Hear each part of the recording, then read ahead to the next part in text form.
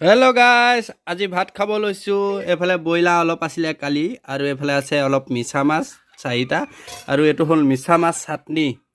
মজা লাগে, আপোনালোকে খাই চাব। পেকেটটো দেখাই দিছোঁ, নামটো এইটো আছে মিছা মাছ চাটনি। 10 টকা লয়, মজা লাগে খাই।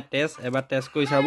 আৰু এইফালে আছে বইল দালি, এইফালে আছে লোকেল মাছ। হেল্ল' গাইজ, নমস্কাৰ। কি খবৰ আপোনালোকৰ? আজি আকৌ এটা নতুন ভিডিঅ' লৈ আনিলোঁ, খানা ব্লগ।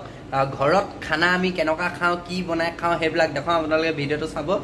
দুটা ভিডিঅ' দুদিনৰ লগাই পিনি বনাম, কি খানা খাইছিলোঁ, কেনেকুৱা ধৰণৰ গাঁৱত কি খানা খাওঁ। আৰু আপোনালোকে চেনেলটোত ছাপোৰ্ট কৰিছে, বহুতখিনি ধন্যবাদ সকলোকে। আৰু আগৰ ভিডিঅ'কেইটা নাইছে যদি আই বটনত আহি ডিছক্ৰিপশ্যনত দিয়া থাকিব, আপোনালোকে চাব।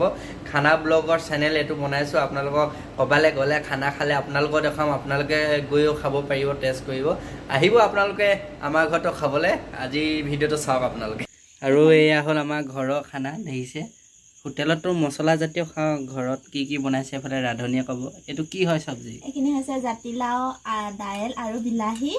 তাৰপিছতে এইখিনি হৈছে গাহৰি আৰু আলু, আৰু ইয়াত খৰিচা দি দিছোঁ। আৰু ইয়াত একো মছলা দিয়া নাই, অকল বাঁহগাজৰ খৰিচা, নেমু টেঙা। এইখিনি আমাৰ আমলৈটো অকল পিঁয়াজেদি ভাজিছোঁ।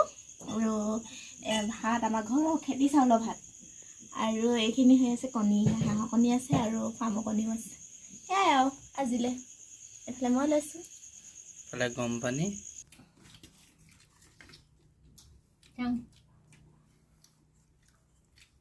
জলকীয়া আছে অকণমান, খাব পাৰোঁ ন ক'ব না।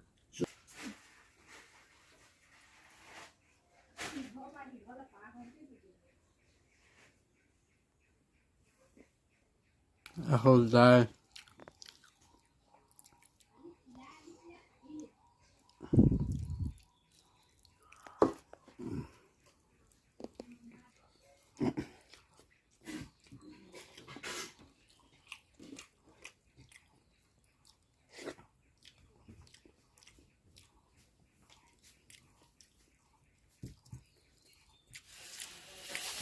আমাৰ ৰান্ধনী।